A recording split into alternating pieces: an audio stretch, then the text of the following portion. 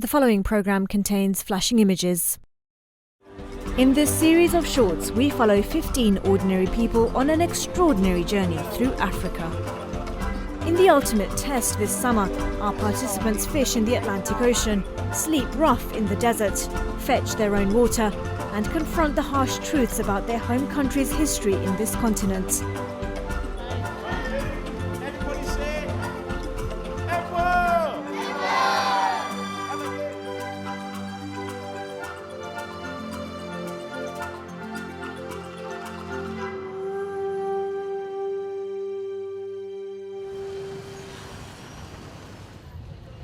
In the heart of the Senegalese capital, the Empire Project is home to 42 children who previously worked the streets.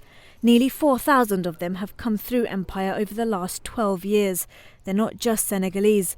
Some of the boys here come from neighbouring countries like Gambia, Guinea-Conakry and Mali. In a country where there's a growing problem of children being abused and exploited on the streets, there's inadequate state structure to support them, leaving charities like Human Appeal and their ambassadors to fill a large gap in the system. The first one, I went to the Empire of the Children, and I see a kid knocking on the door and just begging for help. You know, clothes, barely had some clothes on and some shoes on. And when you see this, you just, I just telling to myself, wake up, you need to start helping these people, and that's what I try to do since then. Demba has been fundraising for the Empire Centre through his association with Human Appeal. It's a project close to the footballer's heart and one that he's carefully selected. I was very, very touched by how they were dealing with life, and it's very difficult.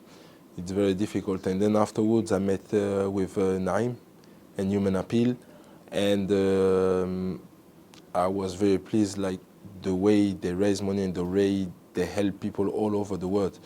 And these two combinations have brought us here today to try and help and save lives there. There are other centres similar to Empire, but the number of children on the streets far exceeds the capacity these places can provide. On en a réinséré à peu près 3400, qui s'est bien passé, les enfants sont restés. Mais malheureusement, nous, on est juste une goutte d'eau dans la mer.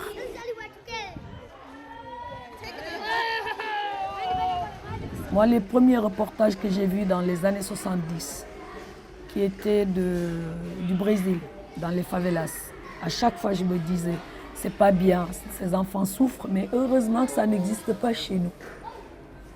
Et aujourd'hui, vous êtes en train de me demander en 2015.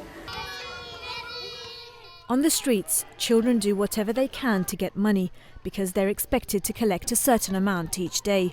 If they don't reach their target, they're beaten up. Et c'est un peu dommage parce qu'on parle d'un pays où il y a 90% de musulmans. Alors des fois, tu te demandes la raison pour laquelle on les fait mendier. Pourtant, dans le message du prophète, c'était quelque chose de réglé. C'est-à-dire qu'un pays musulman, on ne doit pas permettre ni accepter la mendicité. On ne doit pas mendier. Parce que mendier, déjà, fait perdre la dignité à quelqu'un. They're so young and they don't have a role model, so I found that really emotional. But then seeing them really happy in the Empire made me think we really need to save the Empire. It's such a unique place and every corner is filled with happiness. When you meet these children, your heart melts to them. You just want to hug every one of them. You just want to kiss every one of them. You want to play with every one of them. We really didn't want to leave. It was such a fantastic time. I really enjoyed myself. These are boys like 5, 6 years old.